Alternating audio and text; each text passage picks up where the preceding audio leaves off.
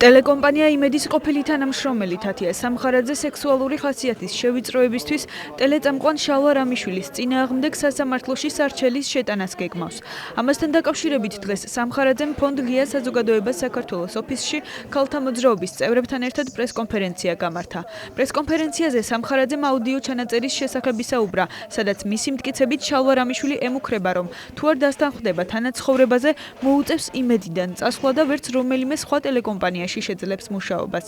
თათია სამხარაძის თქმით, აუდიო ჩანაწერი ამჟამად ლევან სამხარაულის სახელობის სასამართლო ექსპერტიზის ეროვნულ ბიუროში ავთენტურობის დასადგენად არის გაგზავნილი.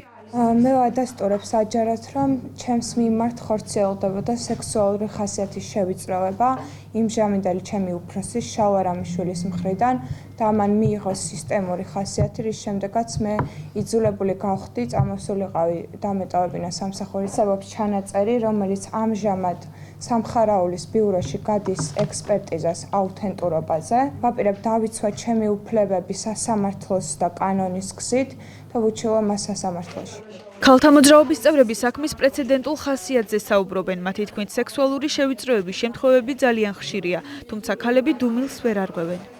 ჩვენ ქალთა მოძრაობა ვიცავთ ცალკეულად თათიას უფლებებს, მაგრამ ყველა იმ ქალის უფლებას, ვისი უფლებაც დღემდე ამ წუთებში შესაძლებელია ირღვევა სხვადასხვა სამუშაო ადგილას, სადაც ავიწროვებენ მათ. სწორედ ამ სახით.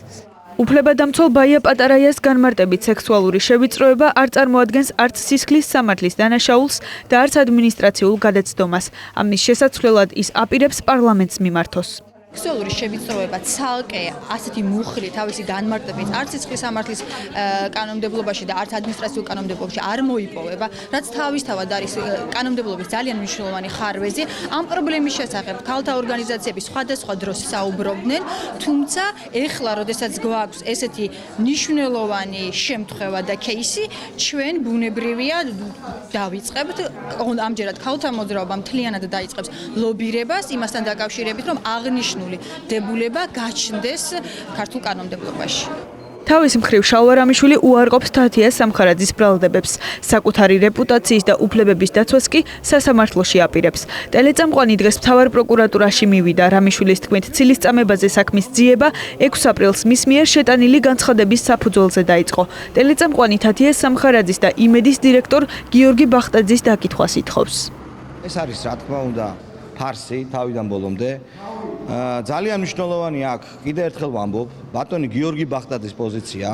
როგორც თათია სამხარაძე აცხადებს, გიორგი ბახტაძემ იცოდა ამ ჩანაწერის თაობის შესახებ. ტელეიმედის ოფიციალური განცხადება შეკრას კონტრაქტის გაწყვეტასთან დაკავშირებით. ეს არის ამ საქმის გასაღები. ეს არის პირდაპირ ჩემი საქმიანი რეპუტაციის და ღირსების შემნახავი განცხადება.